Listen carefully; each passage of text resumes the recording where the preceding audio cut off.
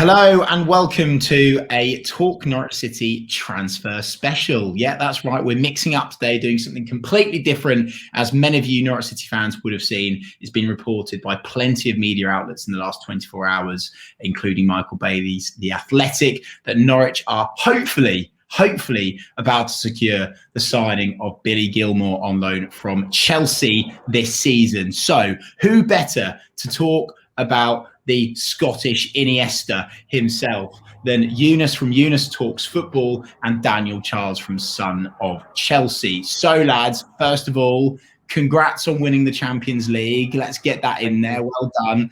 And tell us about Billy Gilmour. What is he like as a player? I think he's a very talented young player. He's one that's, I think, consistently excited Chelsea fans since he's got into the first team under Frank Lampard.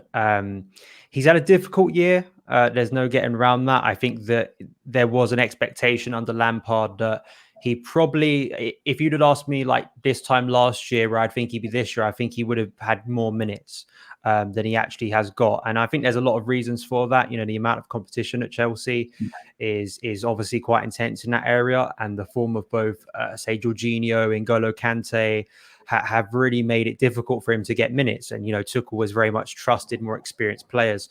But if you watched Billy Gilmour for Scotland, you'll realise that this is a very mature player. Despite his young age, that performance against England was very much like what Chelsea fans have watched. I remember for all Norwich fans, I suggest go and watch a couple of games for Billy Gilmour. Two of his best ones were under Lampard, March 2020 against Liverpool in the FA Cup, where we won 2-0, and against Everton following that. He was absolutely sensational in both games. This was coming up against Liverpool, who were, of course, about to become Premier League champions, so a pretty good Liverpool side. And he was just so mature in those games. And at that time of the year, Chelsea were really struggling to find balance in midfield, and he really added something that we were lacking. So that performance, and as well under Tuchel, he was really good away at Man City at the Etihad back in, what was it, Younes? Was it April or May? I can't remember. It was the league game. I think. It was the 2-1 win. 2-1. And again, you know, you're coming up against a side, the best side in the country at the Etihad. He gives away a penalty in the first half, and you think for a young player that may sort of mess with his mind, but it didn't. You know, he was so cool, composed. I think he's got a great mentality, and I think that whoever gets him as a loan, I think is going to have a great time watching him, but I think he's going to do a lot of good for your midfield if you were to get him. Younes, what's he like in terms of his skill set? What sort of player can Norwich City fans expect to see? You know, is it an energetic midfielder? Is it a midfielder that can kind of play a beautiful through ball? What sort of player is Billy Gilmour? And also, how old is he? Because he has burst onto the scene, and yet he hasn't had that game time. So I'm surprised he didn't get that loan move earlier. Yeah, that's the thing. I think there's a little hesitancy in the fact of sending him out on loan because Chelsea do value him highly and know exactly how good he is. Even though a loan move is good for him, there's always been that aspect of, you know, especially midfield, do we have enough options? We saw the injuries that we've had with Kante and Kovacic, and you think if you let Billy Gilmour go on loan, we're not going to have anyone to partner with a Jorginho if he gets injured, you know, and we've got some issues in midfield, and who are we going to turn to? But no, in terms of his skill set and what he does, everything you've just outlined is exactly what he has. He's very quick on the ball. He's got a football brain. You know, there's players that use their ability just with their feet, and then there's midfielders that use their brains. You know, that's Billy Gilmour. He always has an initiative of, he knows what he's going to do before he receives the ball. His execution is phenomenal. He's, for his age, he's so mature. And this is what I love about him. He's always calm. He never panics. He always so calm. He reminds me of in the same way that Iniesta played, or Pirlo played, or Zidane, in terms of his just coolness on the ball. Billy Gilmour, for his age, that's phenomenal. So you'll be getting a top midfielder. But one thing is, we want him back. There's no way we're selling him to you. So don't get too comfortable. You know, lads, it's really funny, actually, because we recently had Ollie Skip with us in the Championship. Somehow we signed Ollie Skip from Tottenham on loan for the season. It was absolutely extraordinary. And I can kind of feel almost like potentially Stuart Webber and the Norwich City recruitment team are looking at what Ollie Skip was for this Norwich City side that won the championship, and thinking, well, we need to find a like-for-like replacement for Skip, because, of course, it's very unlikely that we'll be able to sign him on a permanent. Will we give Gilmour back to you? Probably, but who the hell cares? We'll absolutely have a player of that quality, and it's very exciting for the Norwich City fans watching. I'm sure, comment below if you are excited about this. For me, I'm buzzing about it because it shows just how far we've come as a club. Because, as you say, the fact that Chelsea have held on to him, thinking this guy can cover for Jorginho, this guy can cover for Kante, that's a big deal. I was going to ask both of you, do you actually think this one will get over the line? Because what particularly interests me with Chelsea, Norwich now is that, of course, Daniel Farke and Thomas Tuchel worked together at Borussia Dortmund. So I'm feeling quietly optimistic about this. Is there anything that you guys will challenge me with to kind of pat me down back in my place again? Or can you see this happening? I'm not sure how much you think Tuchel's influence will be important, and the fact that there is a relationship there is obviously positive for Gilmour and as well for Norwich. I think that for me, the profile of club that I'm looking at that I'd want to send Gilmour to, I think Norwich perfectly fit into that. I think the positive thing generally in the Premier League, and this is kind of becoming more apparent in like the Championship and the Premier League, is that there are more teams that suit a player like Gilmour than there would have been 5 years ago. He needs to go to a team that are going to dominate the ball, or at least want to have the ball. A primary, sort of belief of them is that they want to control the game. They want to play out from the back. They want to build up possession. And I think that that's what Gilmour absolutely can give to Norwich. And obviously seeing Farke's work over a number of years now, and the incredible recruitment and sort of the structure at Norwich that has been, I think, so intelligent over a number of years now, I think it's a great place for him to go. I think a place like Brighton too would be a really good place for him to go. Obviously, we're talking about Norwich in this, but I do think that Norwich, it'd be a good place because I think there'd be a positivity there around Norwich. There's an excitement too. I think the fact that you've just lost Emi Buendia is, you need someone. He's not going to be a Buendia, obviously, in the sense that he's going to be charging forward and smashing the ball into the bottom corner. But maybe someone of that quality to get Norwich fans off their feet a bit. And I think that he'll add something that I think that few teams. I think it'd be a real coup for Norwich. I think it would. I think it would be a player that I think the likes of Southampton have been in for. And you look at the level where Southampton are in the Premier League, if Norwich can get that player for a season, I think that's a real coup. So maybe the German connection there, the fact that these two have worked together before, the fact that Tuchel has been, he wanted to keep Gilmour back in January. There was a chance that Gilmour could have gone out on loan just after Frank Lampard was sacked. But Gilmour stayed. For a lot of us as fans, we were sort of, for a lot of the time since Tuchel has been here, I was questioning that decision because he just wasn't getting on the pitch enough for me. But then in the back end of the season, he started to get more appearances under Tuchel. So I think hopefully for Norwich that will play into it. But the loans are so much more complex now, as I'm sure you'll know. Like, these players have loan managers that make sure that the club themselves, like the club sort of has to sell to the parent club, what they're going to give to the player. And I'm sure that's what Norwich will be doing if they want to get Gilmour. You're the kings of loans. Chelsea just love a loan. They absolutely love a loan. Younes, would you feel comfortable giving us Billy for the season? Are we the right type of club for Billy Gilmour, do you think? Yeah, completely. The fact that you guys are a team that likes to use the ball is key for his development. And, the one thing that I know he's going to get at Norwich, which he hasn't got at Chelsea just yet, is consistency of game time. It's as simple as that. And we haven't really seen Gilmour, play week in, week out. And no one quite knows what's going to happen there. But the signs, just in terms of his odd appearance here and there, tells us it's gonna really, really, throw his development to the sky. Honestly, I'm really excited if he were to play week in, week out for you guys, and then the player that he becomes at the end of the season compared to the player that arrives to Norwich. That's what I'm excited about. So the only thing that I have to say though, just because you did ask, is there anything that's going to bring you back down to earth, right? No. I think Daniel will agree on this.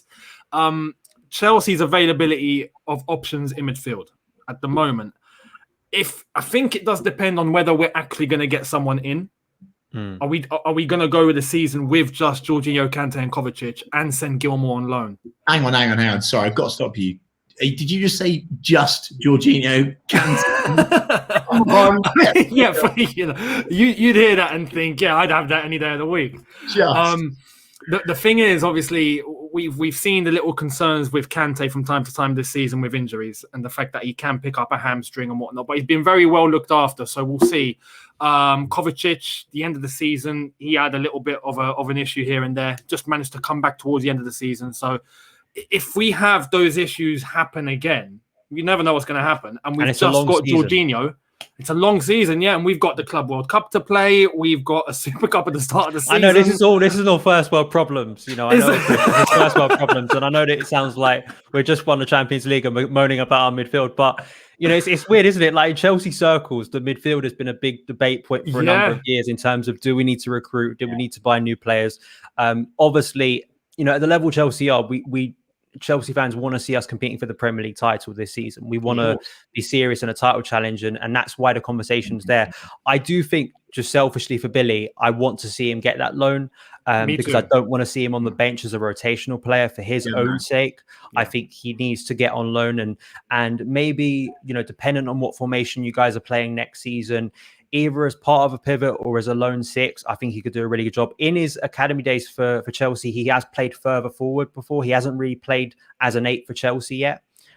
So there could be the opportunity, like he scored for the under-23s last year, a really good strike against Man City that maybe you guys can go and find and watch. So there is that ability in his development potentially to maybe try him a little bit more advanced, but his sort of attributes, I think, lend towards a more deeper, it's a bit like Jorginho, Regista type, you know, playmaker, a deep line playmaker. So I think the opportunity is there for the great thing about Chelsea's academy is we develop versatile players. We develop players that I think can deal with turbulence and can deal in different positions. So I think that you're not only, I don't think you're going to be limited by what you could do with Gilmour over a season, to be honest. I was going to ask you that, so thank you for answering that question. And the great thing is, and I'm going to go on to Scotland now, actually, because of course there's actually a Scottish connection for Mr. Gilmour, because he'll be joining his midfield partner for the season is very, very likely to be Kenny McLean. And then, of course, behind him, protecting the Norwich City net is Grant Hanley, Slabhead himself. So there are plenty of Scottish Norwich City connections to make him feel at home. Younes, I want to talk to you about that Scotland game. I assume you watched the England-Scotland game, mate. And you know, he was so good. And of course, by the way, we must send Billy our best wishes because he's of course tested positive for COVID. And the joke is that the England players don't have to hide away for a wee while because we got nowhere near him. We didn't get anywhere near him, did we? Billy Gilmour was insanely good against England. Completely. And it's funny, I was watching that game and I started hearing the commentary after 20 minutes where they started saying, oh, you know, Billy Gilmour's looking a little bit lethargic now. He's looking tired. He's looking, and I'm just there watching. No, he's not. No, he's not. What are you saying? What are you saying? And I think Dan will relate because we've seen his style of play and we know that sometimes he can come across as someone at the beginning of a game that's cautious or not moving as fast. But when he gets into his rhythm, he doesn't stop. And we saw that in the England game towards the second half and onwards. He ran the show. And obviously he had the support of McGinn and McGregor, but he was just finding very good spaces. He works in tight spaces very well. He's able to pick out a pass. He's very versatile. And for his size, because he's a really small lad, you think he's going to get physically dominated, but he doesn't. He kind of just finds his way around everyone. It's crazy the way that he plays. And that's another thing that I really love about him. Can I just say quickly a Frank Lampard quote that I think best sums up Billy Gilmour is he said, when he started playing for Chelsea, he said, Billy is small in stature but big in character, which I think perfectly summarized Billy Gilmour as a player. Sorry to interrupt, Younes, but we had to add that. You know, if you want to get excited about Billy, I think that was go and find a quote from Lampard because he, you know, another part of Lampard's legacy at Chelsea, you know, bringing through Billy Gilmour and giving him that opportunity, and you know, now there's a chance that he could be getting regular Premier League next season. Completely. Another thing to get excited about with him, and this will work out well for his debut at Norwich, is that his Premier League debut, he got man of the match. His FA Cup debut, he got man of the match. His Champions League debut, he got man of the match. His national team debut against England, he got man of the match. So his Norwich debut, it's safe to say, against Liverpool, put a bet on. against Liverpool, he'll get man of the match. Oh, I like he likes that. playing against Liverpool as well. He's already nutmegged Firmino, and you know, he knows how to beat Liverpool. So you know, he'd probably be up for that game and could do Chelsea a favour on the opening day. You know what I'm saying? I'm actually going to ask you to stop because you're just getting me way too excited, way too excited. And if this doesn't happen now, I'm going to be absolutely furious. That's my last shout for you. I'm sure we'll collaborate throughout next season. Collaborate. That was very fan channel of me, wasn't it? I am looking forward to that. But my last question to you both is from a Chelsea observing point of view of Norwich City, what do you make of our chances staying in this league next season? Be honest. I hope it's better than last time. I think Me too. I think I like the fact that you were, you know, it was such a bad end to 1920 for you guys, and obviously seeing how you covered it on the channel, you know, I know there was a lot of bad feeling towards the way the players were performing at the time, post, you know, Project Restart.